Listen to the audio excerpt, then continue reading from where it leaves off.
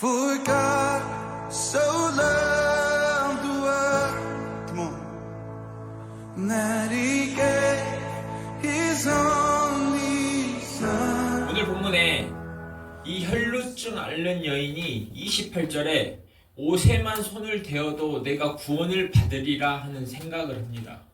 여러분, 이 여인은 어떤 여인이냐면 오늘 본문 27절에 보면 예수의 소문을 듣고 무리 가운데 끼어 뒤로 와서 그의 옷에 손을 대니 했어요. 무리 가운데 끼어 있던 여인입니다. 무리 가운데 끼어 있다는 것은 무리 중에 한 사람이라는 말이에요. 그냥 보통 여인이었다는 이야기입니다. 그리고 뒤로 왔다 그랬어요. 여러분, 많은 무리가 모여있을 때 내가 잘났어요. 내가 뭔가 높은 지위를 가지고 있어요. 또 내가 특별한 능력을 가지고 있어요. 그러면 뒤로 오겠습니까? 앞으로 오겠습니까? 앞으로 나와오죠. 그런 사람은 앞으로 옵니다. 근데 뒤로 왔다는 것은 떳떳하지 못해요. 잘난 것이 특별하지 않아요. 그냥 한 여인입니다. 특별한 생각을 할 수 있는 어떤 특별한 여인이 아니라는 뜻이에요. 그냥 보통 사람의 생각을 할 수 있는 여인인데 28절에 그 예수님의 옷에만 손을 대어도 내가 나을 것이라는 이 특별한 믿음의 생각을 했어요. 여러분, 보통 사람이면 내가 지금 예수님이 계신 곳에 내가 이런 혈루증이라는 병을 가지고 있어서 왔어요. 보통 사람이라면 어떤 생각을 하겠습니까? 이런 생각을 하겠죠. 내가 수년 동안 의사를 찾아가지고 나를 좀 낫게 해주실 수 있냐고 물어봤는데 그 의사들도 나를 낫게 하지 못했는데 예수님이 진짜로 나를 낫게 하겠어? 이런 생각을 하는 게 보통 사람이죠. 또는 내가 예수님한테 나를 좀 낫게 해달라고 예수님의 옷자락을 잡고 내가 이렇게 놓아주지 않으면 저 옆에 있는 제자들이 나한테 막 호통치고 핀잔을 주고 뭐라고 하는 거 아니야? 또 예수님이 뭐 하는 거야? 하면서 나를 오히려 배쳐가시는 거 아니야? 그런 두려움 또는 망설임, 주저함, 그런 생각을 하는 거죠. 또는 내가 예수님을 이렇게 계속 무리에 끼어가지고 튀지 않게 따라가다가 만약 예수님이 누군가 가는 도중에 치유를 하시면 그래서 그 사람이 낫는 걸 보면 나도 그때가 타이밍이라고 생각하고 예수님, 저 사람 말고 저도 사실은 이런 병을 가지고 있어요. 저도 좀 낫게 해주세요. 저도 좀 치유해 주세요. 그때 타이밍을 잘 잡아서 예수님한테 나도 좀 낫게 해달라고 그때 간청을 해볼까? 그런 생각을 하는 정도가 보통의 생각입니다. 근데 이 평범한 여인이 잘난 것 하나, 특별할 거 하나 없는 이 여인이 내가 그분의 옷자락만 잡아도 내가 예수님 저를 좀 도와주세요. 저를 좀 낫게 해주세요. 이런 간청을 하지 않고 그냥 그분의 옷자락만 잡아도 내가 구원을 얻을 것이란 생각을 했다는 것은, 이런 믿음의 생각을 했다는 것은 놀라운 거예요. 그럼 과연 이 여인은 어떻게 그런 생각, 그런 믿음의 생각을 하게 되었을까요? 27절에 그 해답이 있습니다. 예수의 소문을 듣고 예수님께 왔어요. 예수의 소문을 듣고, 이 부분이 중요한 겁니다.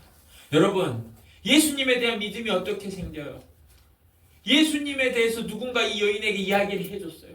한 사람일 수도 있고 여러 사람일 수도 있어요.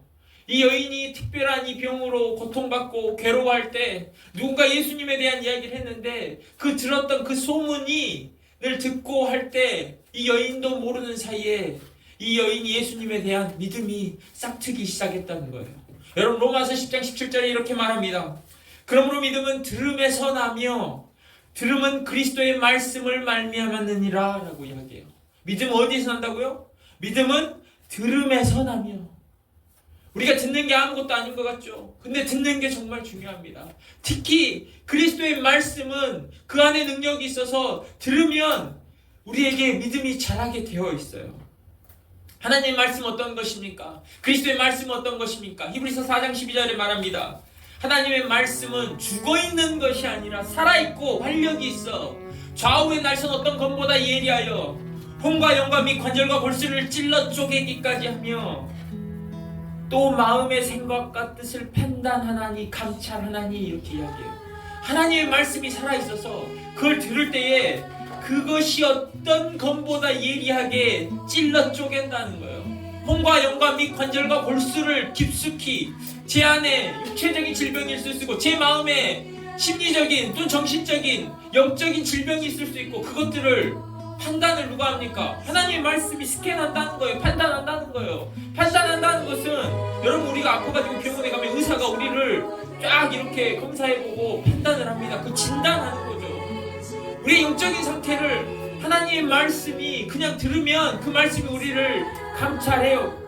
뚫어보고 판단해요. 진단해요. 진단해가지고 혼과 영과 및 관절과 골수를 그 말씀이 살아있어서 활력이 있어서 찔러 쪼갠단 말이에요. 찔러 쪼갠다는 건 아픕니다. 찔러 쪼개 날카로운 칼이 들어와서 찔러 쪼갠다고 해보세요. 아프지 않겠어요? 그런데 만약에 거기가 병이 들어있다면 그냥 놔두면 됩니까? 그러면 찔러 쪼개서 날카로운 칼로 열어서 제거해야죠. 다 드러내야죠. 그 문제들을 제거해줘야죠.